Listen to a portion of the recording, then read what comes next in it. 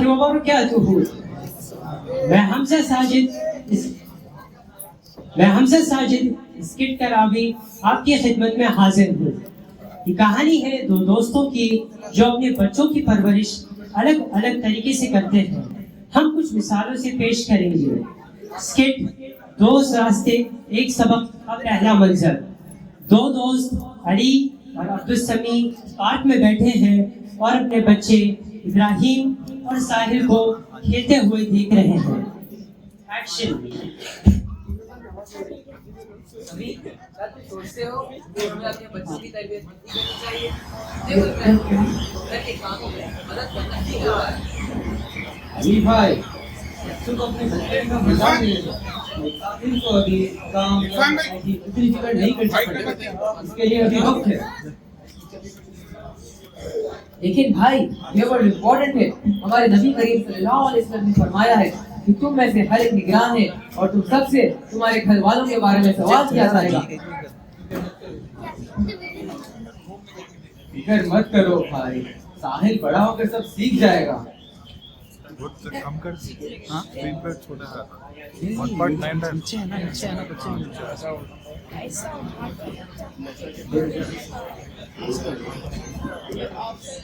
منظر دو.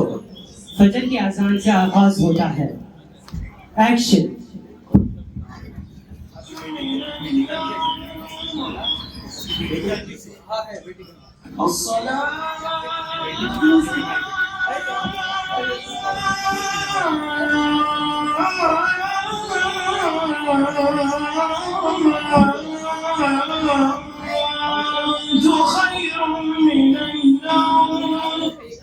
ابراہیم او ابراہیم چلو اٹھو, فجر کا وقت ہو گیا ہے, نماز کا وقت نکلا جا رہا ہے, چلو اٹھو.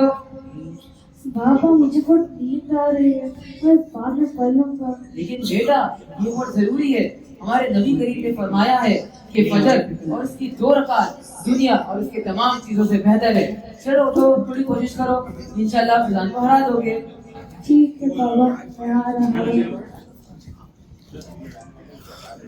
اللہ اکبر اللہ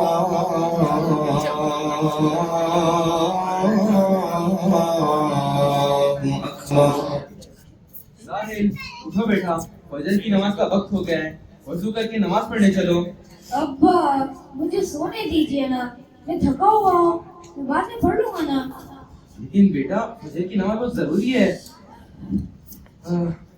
ٹھیک ہے تم سو جاؤ, میں اکیلے جا رہا ہوں.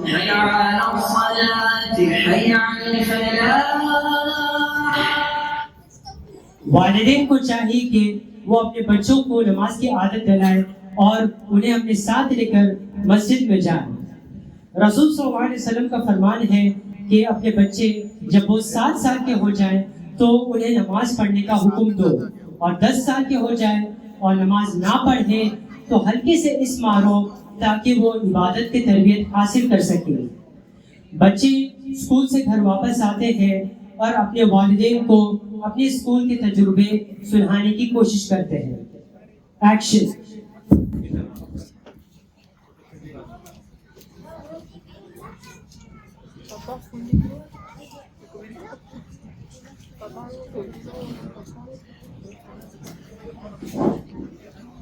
بابا آپ کو پتا ہے آج اسکول میں کیا ہوا؟ نہیں بیٹا بتاؤ کیا ہوا. میں نے ریاض کو میتھ پڑھانے ہر طرح مدد کی اور ٹیچر میں شاباش کہا, اور میں نے بریک پیریڈ بہت کھیلا. ماشاء اللہ بیٹا, I am proud of you. دوسروں کی مدد کرنا اچھی بات ہے. بتاؤ تم نے آج کون سا کھیل کھیلا؟ فٹ بال. میں بہت تیز بھاگا اور سیاہ بال کو نیٹ میں مار دیا. سب نے تالیاں بجائی. یہ تو زبردست ہے بیٹا. ہمیشہ یاد رکھنا کہ اپنی ٹیم کا ساتھ دینا. بتاؤ کیا تم نے اللہ کا شکر ادا کیا جس نے تمہیں کھیلنے کا اور مدد کرنے کا موقع دیا؟ میں کروں گا بابا, شکریہ آپ نے یاد دلایا.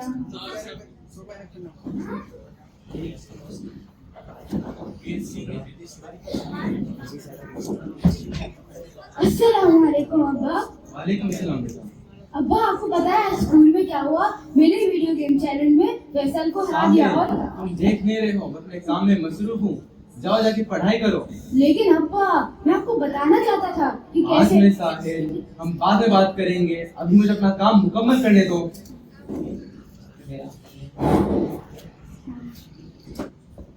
वालिदैन को चाहिए कि वो अपने बच्चों की बातें गौर से सुने। जिस तरह बड़े लोग जब सोचते हैं तो खामोश रहते हैं, वैसे ही जब छोटे बच्चे बोलते हैं तो वो बोलते हुए सोचते हैं। अगर आप उन्हें खामोश रहने के लिए कहेंगे तो आप उन्हें इनडायरेक्टली सोचो मत कह रहे हैं। मंजर 3, अब्दुल समी के घर कोई मेहमान दरवाजे पर दस्तक देते हैं। अब्दुल समी और साहिल सोफे पर बैठे हैं। एक्शन।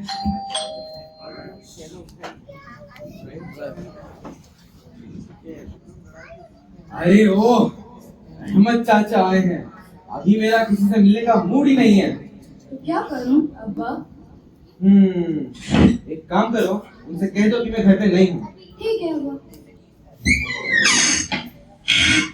अंकल अहमद, अब्बा अभी इस वक्त घर पे नहीं है। ठीक है, मैं उनसे कह दूंगी। देखा अब्बा, ये आसान था। शाबाश बेटा, तुमने मुझे बड़ी परेशानी से बचा लिया।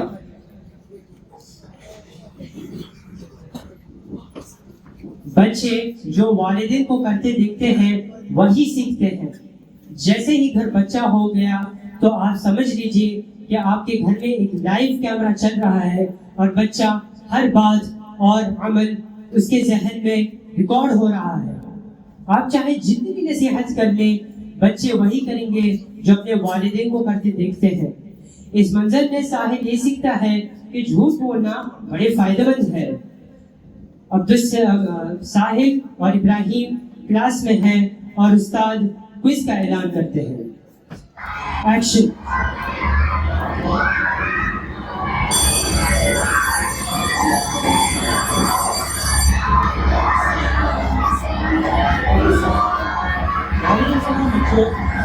लड़कों, उम्मीद है तुम सब पिछले हफ्ते के सबक के क्विज के लिए तैयार हो। जी सर। चलो फिर क्विज शुरू करते हैं। क्या किस क्विज की बात कर रहे हैं? मैंने तो अपनी किताब भी नहीं खोली थी।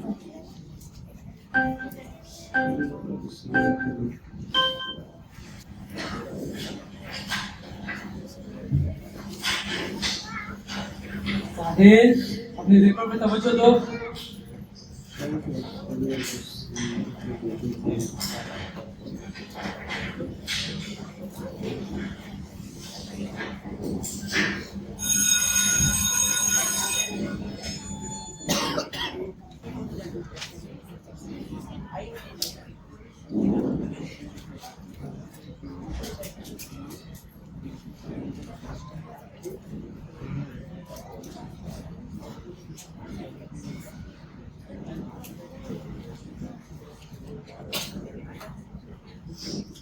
अरे, इब्राहिम ने तो टेस्ट में पूरे नंबर हासिल किए।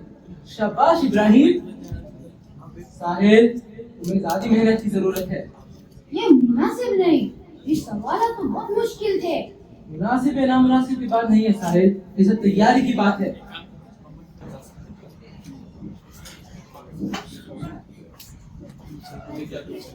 शाम के वक्त अली और अब्दुल समी अपने बेटों के क्विज के नताइज पर गुफ्तगू करते हैं।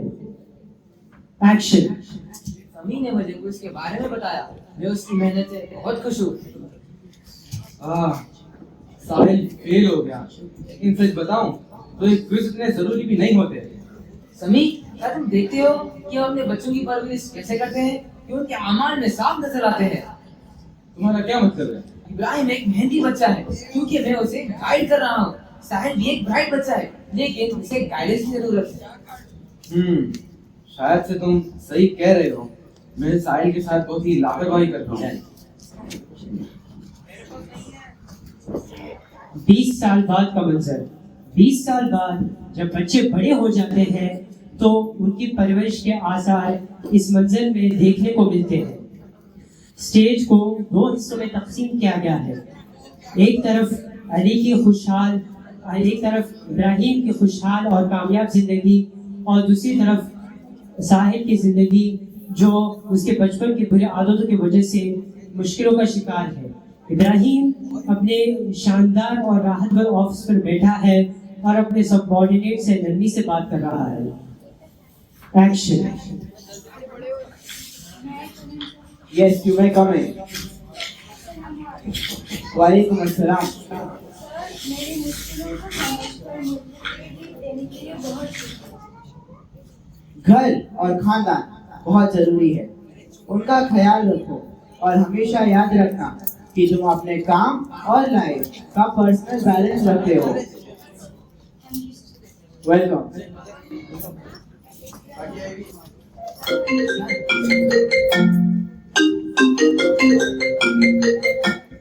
السلام علیکم بیٹا. وعلیکم السلام ابا.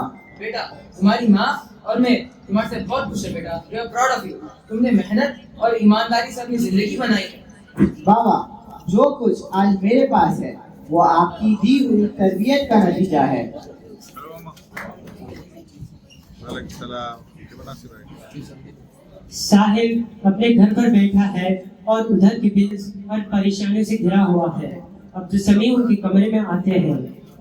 ایکشن. ساحل ساحل جو پیسے میں نے پچھلے مہینے دیے وہ کہاں گئے؟ میں نے خرچ کر دیا ابا. چیزیں بہت مہنگی ہو گئی ہے. خرچ کر دیے؟ ساحل تمہیں اپنے پیسوں کا پلان بنانا چاہیے. زندگی خرچی کا نام نہیں ہے. بس ابا مجھے مت سکھائیے. اگر آپ مجھے زیادہ پیسے دیتے تو مجھے یہ سب نہ سہنا پڑتا. بیٹا تمہاری بھلائی کے لیے کہہ رہا ہوں. بھلائی؟ واقعی اگر آپ نے مجھے زیادہ پیسے دیے ہوتے تو مجھے یہ سب نہ جھیلنا پڑتا.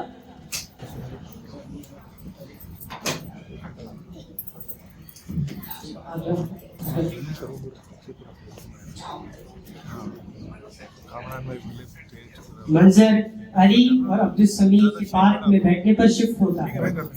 عبدالسمیع اور علی اپنے بچوں کی پرورش پر گفتگو کرتے ہیں. ایکشن. علی تم بالکل صحیح تھے. جو عادتیں ہم اپنے بچوں میں ڈالتے ہیں وہ بڑے ہو کر ویسے ہی بن جاتے ہیں. ساحل آج میری عزت نہیں کرتا اور اس کے رویے کا ذمہ دار ہوں میں. سمی ایک خوبصورت شعر ہے. میں سوچتا ہوں کہ مدرسہ ہو یا ساحل دریا یہ سب ہے تیری تلاش کا ایک آئینہ. یہ ہمیں یہ بتاتا ہے کہ جو ویلیوز ہم اپنے بچوں کو دیتے ہیں وہ ان کی شخصیت کو بناتی ہے. کاش میں بھی ساحل کو ابراہیم کی جیسی پرورش دے پاتا. کبھی دیر نہیں ہوتی دوست. اللہ کی رحمت بے پناہ ہے. ابراہیم پارک میں آتا ہے اور اپنے والد علی کو خوشی سے سلام کرتا ہے. وہ عبدالسمیع کو بھی اکیلے دیکھتا ہے اور ان کے پاس عزت سے جاتا ہے. ایکشن. السلام علیکم ابا. وعلیکم السلام بیٹا. ارے سمیع چاچا السلام علیکم.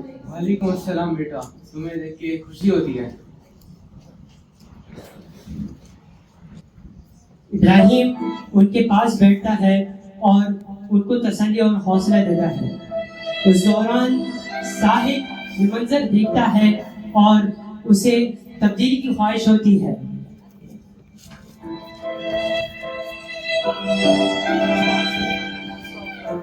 بچے ان کی پرورش کا عکس ہوتے ہیں.